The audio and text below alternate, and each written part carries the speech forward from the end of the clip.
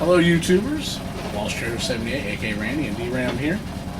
We're bringing you a short little video today. We're talking about some video game lore and a couple of helpful hints for you as well. And also, I'm going to explain how 3DO could have been way more than what it was. So we'll start out with that. 3DO, as I talked about in one of my previous videos, was actually a system that's kind of before its time. It was the first system to use actual full motion video in quality. You know what I'm saying? The Sega CD used it, but it was real grainy. The 3DO used it, and it was really nice, full motion. The games were nice. They weren't choppy. They looked really good. I mean, it was like you're playing a movie pretty much. And man, they were way ahead of their time. Well, what a lot of people don't know is that 3DO was in the, they got into the market, and they decided that they were going to come out with the next gen console. Now, 3DO was already ahead of the Saturn and all that before it came out.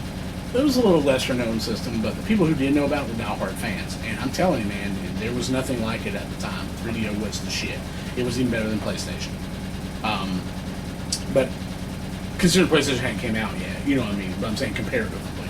I felt it was way better than PlayStation. But anyway, so they decided they were going to come out with the next gen console. And so they said, well, first, we got to get the graphics right. So they designed a processor in the chip called the M2 processor. Nice ass chip, had a real high cache on it, so it was able to process fast. It had a built-in separate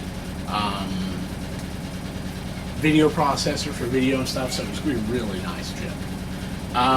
But Panasonic decided for some reason, even though it was built by Masashita Electronics, they just physically built it. But the programming team of Panasonic decided that this video thing's dying out. It's just not catching on like Super Nintendo Genesis did. Yeah, okay, little did they know.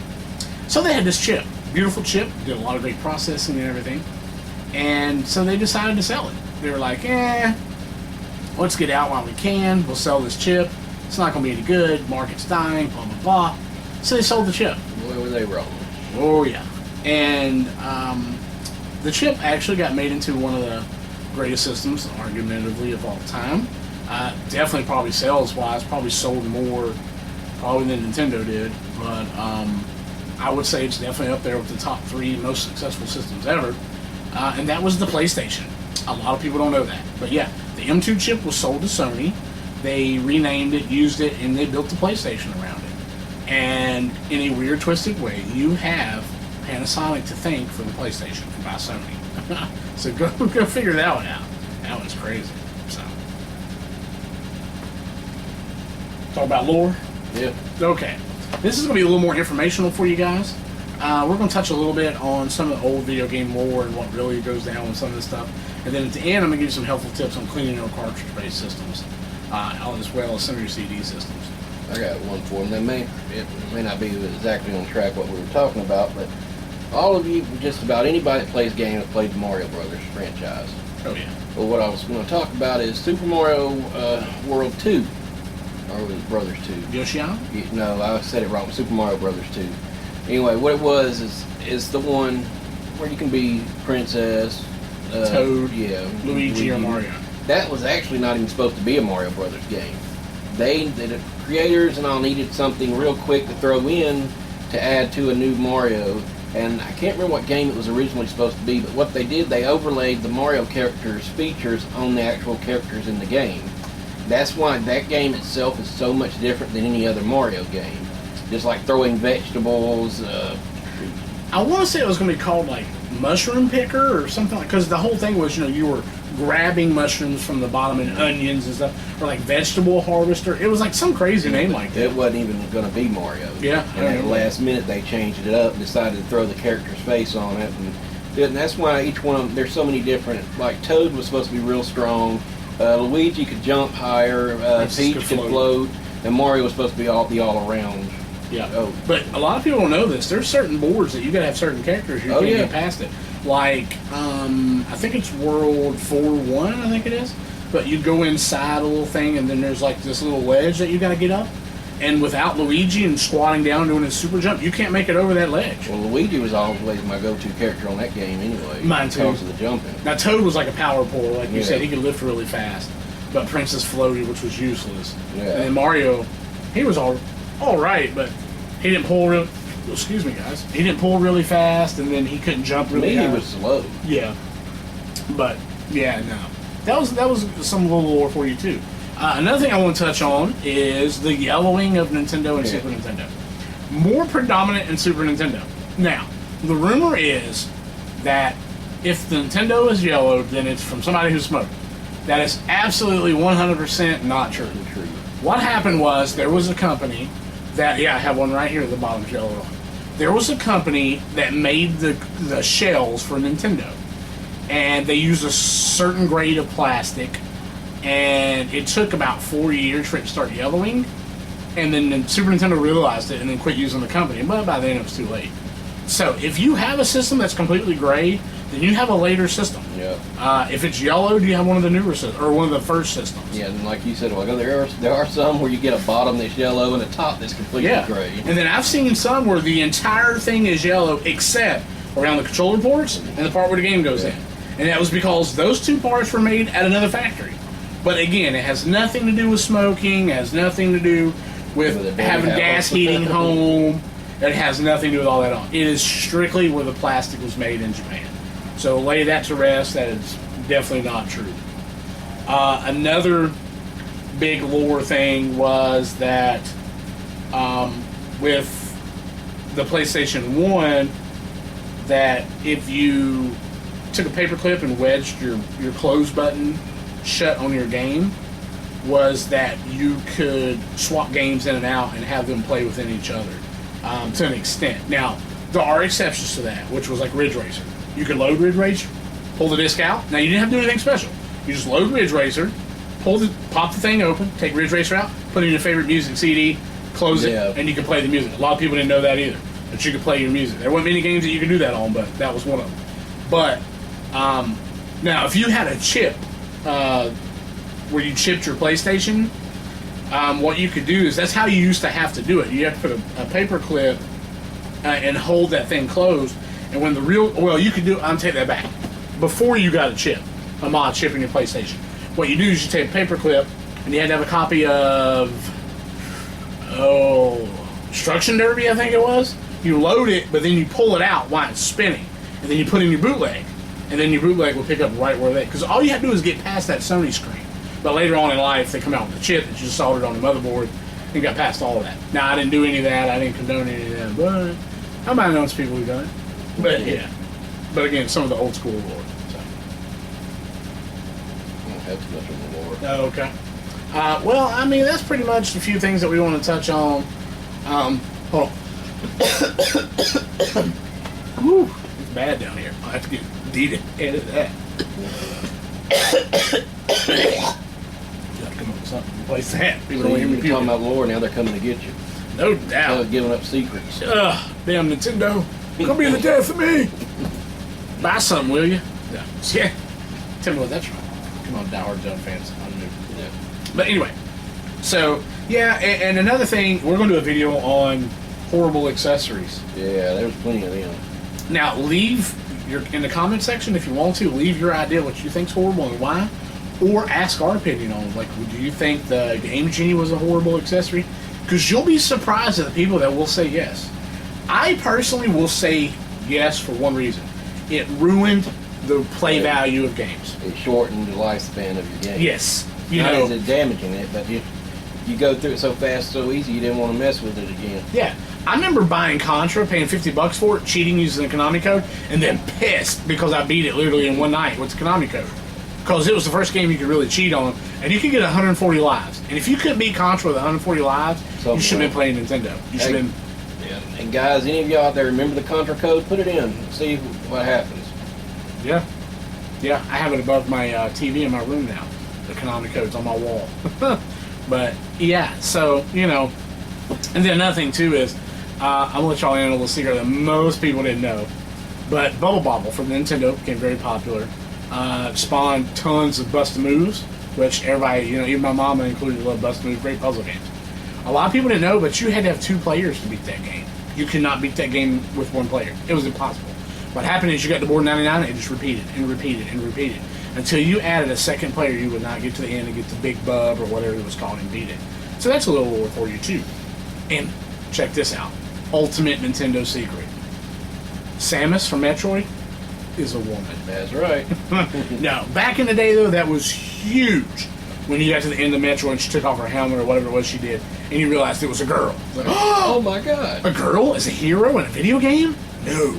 I'm like, I'm gonna write Nintendo. Somebody messed up. Right. And and you got to give her credit. She was the first female character really in video gaming that took it to that level. I'm not sure if there was ever one like in Atari or anything like that. I don't remember one being there. There could be one. I don't know. So don't flame me if there is. But she was the first memorable one. She's the one that broke the mold because it was Nintendo. Say what you want about Nintendo today or back then, whatever. Nintendo broke records and revolutionized the world with their system. They truly brought video game into your home. Atari did it too to an extent, but sales don't lie, history don't lie. Where's Atari at today? I tell you, one game I did love on the Nintendo, that was Mike Tyson's Punch-Out. I'd get up to Mike Tyson every time, no problem. I could beat all the guys with no problem. You get up to Mike Tyson and One punch. yeah, it's so aggravating. But it was one of those games you wanted to play again after. But that's illegal. They didn't get Mike Tyson's permission. You mean Punch-Out? No, they did make that later on, and that is true. That's not lore. They had to take him out of the game because his was it Don King, that was his manager, had a fit because when Nintendo went to him and said, "Hey, look, we want to put Mike Tyson in the game," he was like, "Oh yeah, okay, cool." Now this was okay in the beginning; they had no problems with it. Well, then they saw how much the game was selling, and so Don King was like, "Well, we want to cut." And then Nintendo's like, "Sorry, we already got permission to use Mike Tyson. We're not doing it." So Don King actually sued Nintendo for royalties on it. So Nintendo was like, you screwed yourself, bud, because you already said we could do it. So we just take them out. And that's why you have the Ringmaster or whatever. I don't even remember what the last guy's name is in Punch-Out. I don't remember now. I just remember the originals like King Hippo, Soda Pop Paninsky, and you remember Soda Pop? He was bald-headed and he was funny. But I remember like the Glass Joe. Yeah, he was like one of the first. And Pista Honda. And the Bull. Remember the guy? Yeah, what was his name? Which one? The Bull. I want to say it was. Was it Raging Bull? I think I want to say Raging Bull, but yeah. And next to King Hippo, I remember him. I remember Don Flamenco. He put a little rose in his mouth, and he would do the little Spanish dance. And you had the Tiger Habasa or whatever his name was. Yeah, had a little gem in his head that would blink. Spinning thing. I remember that, and Little Mac was just getting his butt. Poor Little Mac. At least he didn't get his ear bit. That's true. Now that would have been funny. Of course, that didn't happen then. You see Tyson grab him. What would been even funnier is like, I'd love to see a homebrew game of that. That would be pretty sweet. That would. Then at the end, Mike Tyson would come out and bite your ear off. Or maybe while you're fighting, like you'd see Mike Tyson's tiger run in the background. That would be pretty funny. Or even better, have him singing Eye of the Tiger, like from the end of Hangover 2. Another one bites the dust. Yeah, that would be another one too. That would be great. All you people make homebrews, there's an idea. Making Mike Tyson punch up with, But I always thought they should make like a Chuck Norris game and put like, Chuck Norris cliches in it. Yeah, and then you wouldn't be able to beat it. It'd be the end character in Chuck Norris, you wouldn't be able to beat him. Well, you wouldn't be able to beat him from the beginning. It's like he don't go swimming, water just wants to be around him. Yeah. It's like the boogeyman, he checks under his bed for Chuck Norris when he goes to bed. But yeah, but I'm leaving you guys with a tip on how to clean your cartridge systems. What you need to do is get on eBay and buy you a bit kit. One's a 3.5 millimeter security bit, one's a 4.5 millimeter bit security bit. This one, the 3.5, will open Nintendo, Super Nintendo,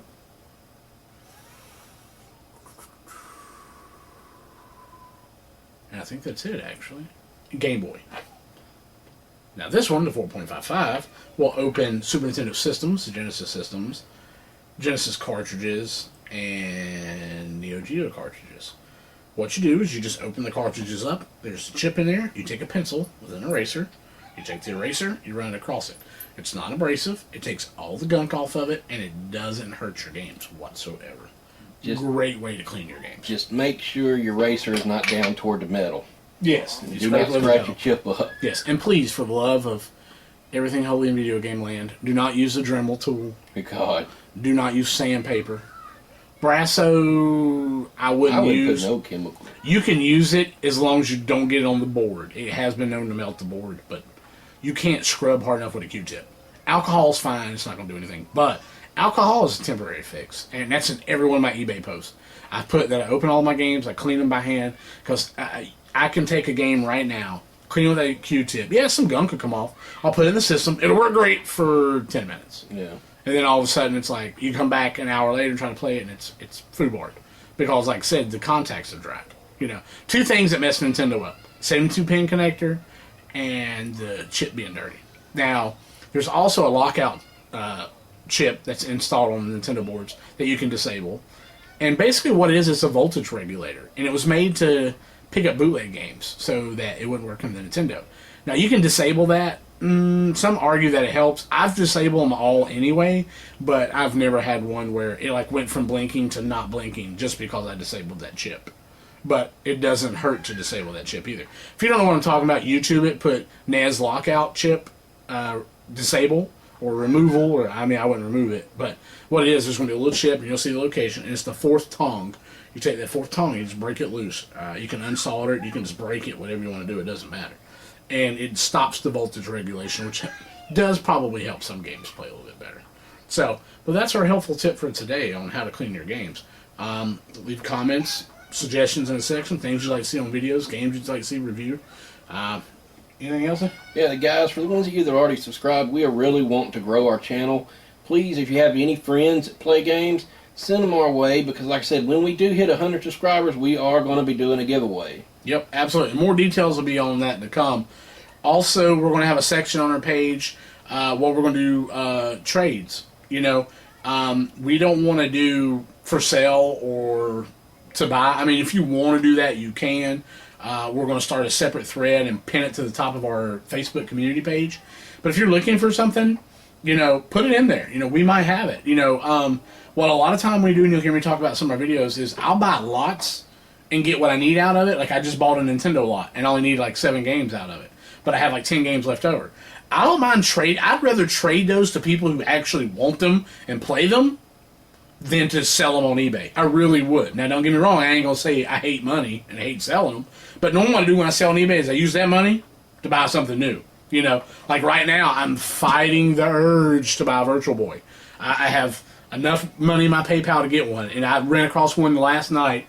It was boxed. It had 7 games with it that were completely boxed, worked, would look brand new. Only $189. Now, most of my PayPal fund is literally where I've bought lots and I've sold out of the lots what I don't want anymore. So a lot of times, I'll give you all a prime example. Just like the other day, I picked up a box that had 20 games in it, 2360 games. I don't want to buy the newer stuff, but it had 2360 games in it, a $200 Microsoft branded steering wheel with the pedals. Oh, it was $200 when it came out. Cabela's gun, a Kinect.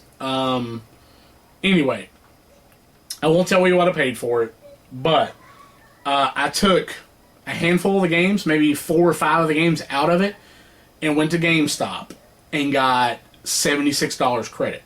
I will say I didn't pay that for it. And so after that, I ended up still with the steering wheel and everything, which I'll probably end up selling for probably $40 to $50. I got the Kinect, which I'll sell for like $20 with a couple of games. I know GameStop sells it for $20, but they don't give you no games or anything. I'll give a couple of games with mine. But like I said, a lot of times we end up with that stuff, newer stuff, older stuff. Like over here, if y'all can see here, I'll show y'all a little bit. I don't know if you can really see because I can't really tell with the camera. But like my shelf right there, that's all stuff that I normally resell except for that 3DO stuff. But like, you know, I got like power pads, I got 64 games, PS2 games, PS1 games.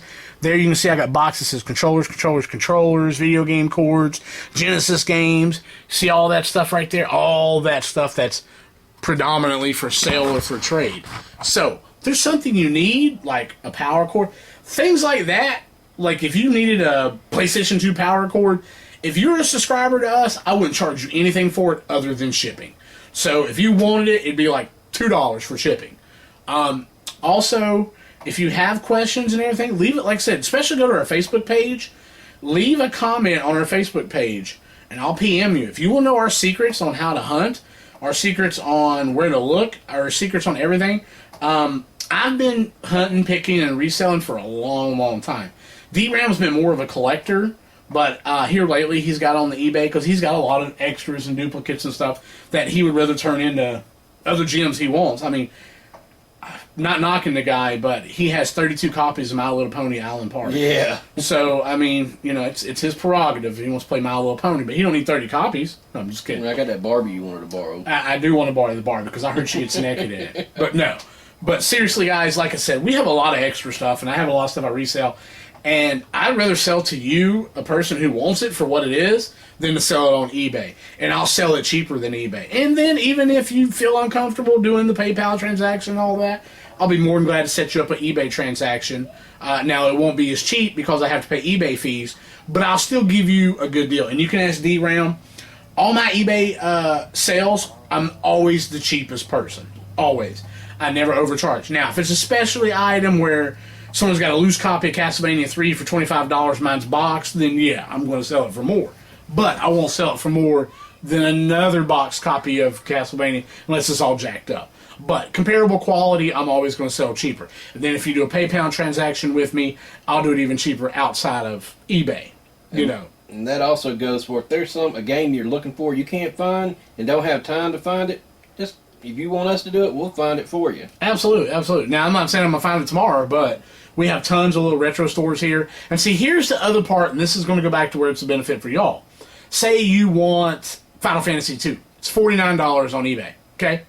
Well, I have 2 copies of Star Wars Arcade 32X and Metalhead for 32X. Now, I may be able to take those to that store, and the guy I'm like, yeah, I'll trade you those 3 straight up for the Final Fantasy. Now, I may only have, I don't know what I have in this, because honestly, I bought this a long time ago, waiting to get a 32X.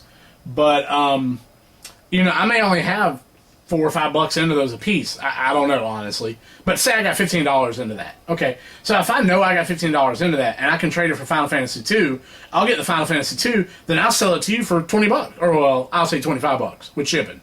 You know what I'm saying? I'll run the deals off to you because I know you are a collector and you want it. Now, if I find otherwise that, you know, you're trying to get them just to resell, then, of course, I'm not going to cut you such a good deal. I'll still cut you a deal if you want to resell, but you ain't going to get the collector discount, as I call it. So, and the more subscribers we've got, the better deals you'll get too. Absolutely, absolutely. And that's one of the sections we want to start, like I said, is a trade section where it's just maybe a straight up trade. There used to be a program, I can't remember what it was called, but it was a trade program, and it was online. You went in, you registered, and you said, these are the games that I have for trade. And you assigned a point value. So, for example, I had Final Fantasy II. I would say it's 10 points. Well, then I could go and look at somebody else that had Final Fantasy III, and they wanted 12 points. So what I would do is I would trade the game, I would go through the company, I would send that game to the person with tracking, give the tracking information to the website, and they would say, okay, you received it, you got 10 points. Now you can spend that 10 points on what you want. Then I could do another game like Bayou Billy or something they just want. I don't know why, but they might just want it. That'd be 2 points. And then there you go, I got my 12 points. So in essence, what I did was traded Final Fantasy II and Bayou Billy for Final Fantasy III. But I don't know whatever happened to that website. It may still be around. If y'all know it, put it in the comment section. I can't remember the name of it. But again, we would like to, you know, really trade and all that. And we both have eBay accounts with, I literally have hundreds and hundreds of positive feedbacks. I only have 2 negatives in my entire history account, and those had nothing to do with me. Those were all postal service situations. So, you know, you can feel confident trading with me and stuff. My PayPal account's old. It's been verified. I've had over 9,000 PayPal transactions and never had a negative thing with PayPal. So, like I said, again, something you're looking for, something you want, something you want to trade, we're all about that. You know, we're here. And if there's something you're looking for that's rare, maybe you live in the sticks, maybe you live in the boonies, you don't have access to stuff, and you want a little better deal than eBay, then hey, hit us up. You never know. My inventory personally changes weekly. Especially on weekends, I'm constantly picking. But like throughout this week, you know, like just today, I had a Nintendo system with a bunch of games I put on there for $100 on my Facebook for sale site, and I've got like 1 million people who want it. You know what I mean? So it'll be gone today, hopefully. But so I won't have that anymore. But tomorrow I can pick up something else because now I have $100 to start picking up other crap with. So, and at the end, all I want is my collectible stuff out of it, and then I resell everything else. So things like Nintendo's, even rare crap like, you know, Double Dragon, Mario 3, Castlevania 3, Final Fantasy, rare games like that, I have. So if I come across those, it doesn't hurt me to let them go cheaper than what you can get them for on eBay because I don't need them because I'm not collecting them. So hit us up, let us know. All right, again, thanks guys for watching. Remember to subscribe. Get your friends to subscribe. We appreciate everything. And check down below. I'll put the link to our Facebook. And we appreciate it. And guys, have a great day. And remember, power to the players. Subscribe! You will love it. It's a great website. Okay, sorry, that was a little cheesy, guys. We'll talk to y'all later. Have a great one.